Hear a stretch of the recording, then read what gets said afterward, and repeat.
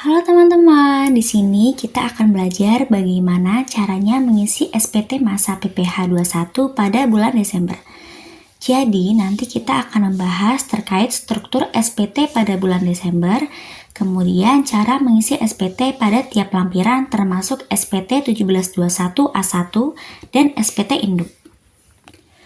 Perlu kita ingat lagi bahwa SPT atau Surat Pemberitahuan Tahunan 1721 merupakan surat yang digunakan oleh instansi atau pemberi kerja untuk melaporkan penghitungan, pemotongan, dan penyetoran pajak penghasilan karyawan selama 1 tahun. Jadi bukan karyawan yang melapor. Kemudian batas penyampaian SPT tahunan 1721 adalah tanggal 31 Januari tahun berikutnya. Contohnya, SPT 1721 untuk tahun 2024, maka paling lambat dilaporkan pada tanggal 31 Januari tahun 2025. Kemudian struktur SPT 1721 untuk bulan Desember ialah seperti ini. Setelah ini kita membahas satu persatu cara untuk menginput data pada tiap lampiran SPT dan belajar tentang fungsi serta perbedaan pada tiap lampiran.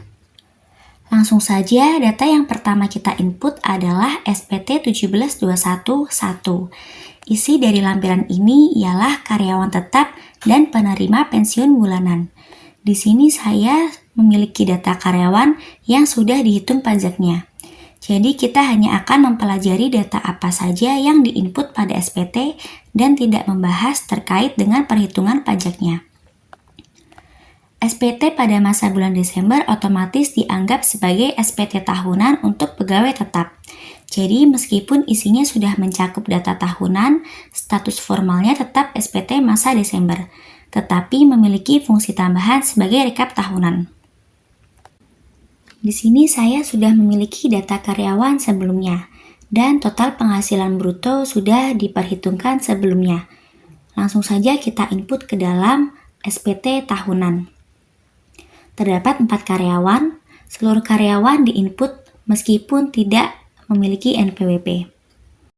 Pada halaman sebelah kiri, NPWP pemotong merupakan NPWP dari perusahaan. Dan kode objek pajak merupakan penentuan dari DJP. Penghasilan bruto sudah diperhitungkan, tinggal diinput saja sesuai dengan nama karyawan. Pajak yang sudah dipotong pun sudah diperhitungkan, tinggal diinput saja. Karena ini merupakan SPT tahunan, maka masa perolehan ditulis 12 untuk mewakili 12 bulan. Pada kolom bawah kita isi 4 orang karena karyawan berisi 4 orang. Kemudian setelahnya kita jumlahkan seluruh penghasilan bruto tiap karyawan dan PPh yang sudah dipotong pada tiap karyawan. Untuk lampiran selanjutnya adalah 17212. Lampiran ini digunakan untuk penghasilan dan pajak pegawai harian, borongan atau tenaga lepas. Di sini kita memiliki 5 orang non-pegawai, namun yang kita input hanya 2 orang saja yang menerima penghasilan pada bulan Desember, yaitu Sariman dan Dewa. Kemudian data mereka langsung saja kita input seperti yang tadi kita lakukan pada pegawai tetap. Kode objek pajak 03 merupakan kode untuk upah borongan dan 07 untuk tenaga ahli. Jumlah penghasilan bruto untuk Sariman dan Dewa kita input dan PPh yang dipotong juga kita input. Kemudian jumlah dari penghasilan bruto dan PPh dipotong kita jumlahkan untuk mengisi kolom yang di bawah. Kemudian pada lampiran 17213 digunakan untuk mantan pegawai tetap yang menerima pesangon atau pembayaran sekali waktu karena pemutusan hubungan kerja. Namun dalam perusahaan kita tidak memiliki kasus seperti itu, maka bisa kita kosongi saja. Untuk formatnya seperti ini.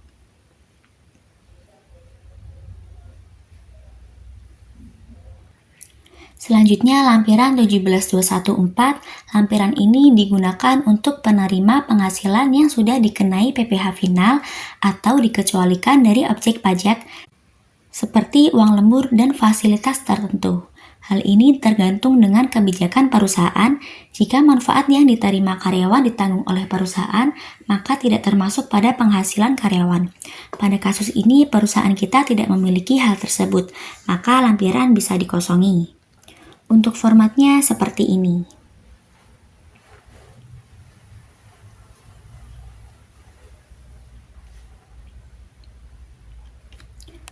Kemudian untuk SPT 17215 mencantumkan daftar bukti potong setoran yang dibatalkan dan koreksi setoran pajak yang telah dilaporkan pada masa atau bulan sebelumnya. Dikarenakan perusahaan ini tidak memiliki kasus seperti itu, maka lampiran akan kita kosongi. Untuk formatnya seperti ini. Kemudian lampiran 17216 merupakan bukti potong untuk non-pegawai. Untuk mengisi data pada lampiran bukti potong non-pegawai, kita bisa melihat data pada 17212. Di sini kita memiliki 2 orang non-pegawai yang menerima penghasilan pada bulan Desember. Maka akan kita masukkan pada bukti potong non-pegawai di 17216. Namun kita akan menggunakan Sariman sebagai contoh pengisian bukti potong.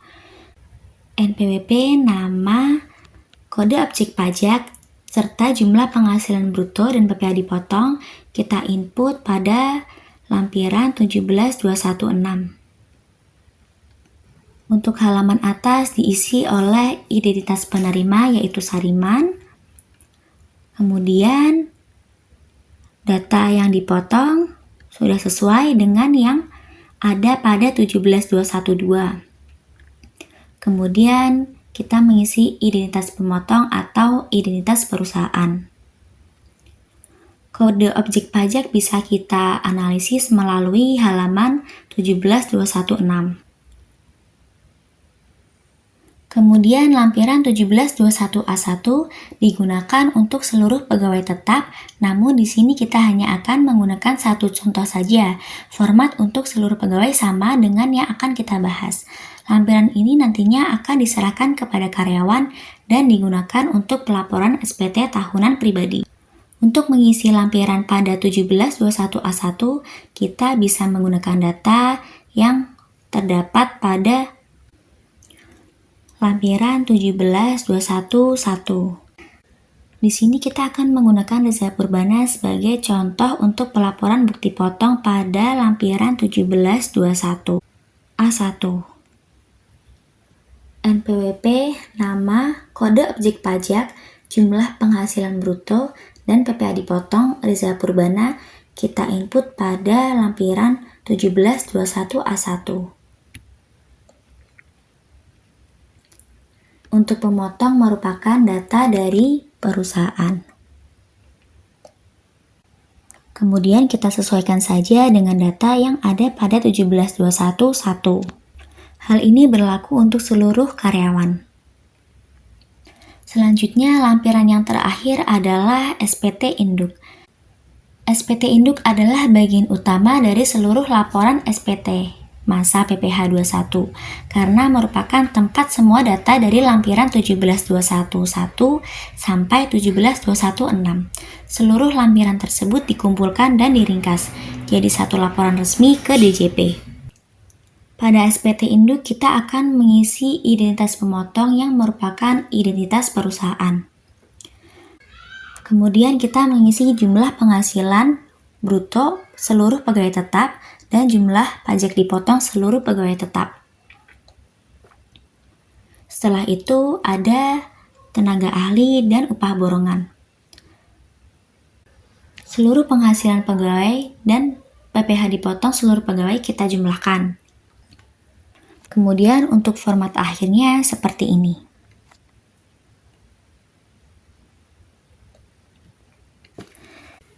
Jadi seperti itu teman-teman cara mengisi SPT 1721 untuk masa Desember. Semoga pembahasan kita pada hari ini bisa meningkatkan pengetahuanmu ya. Thank you and see you. Thanks for watching. Please subscribe.